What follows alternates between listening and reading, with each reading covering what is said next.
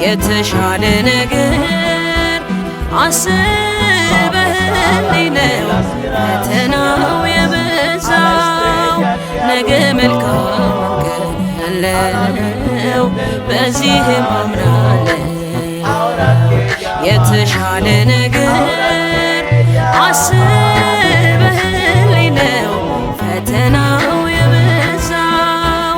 ነገ መልካም ቀን ያለው በዚህም አምናለሁ።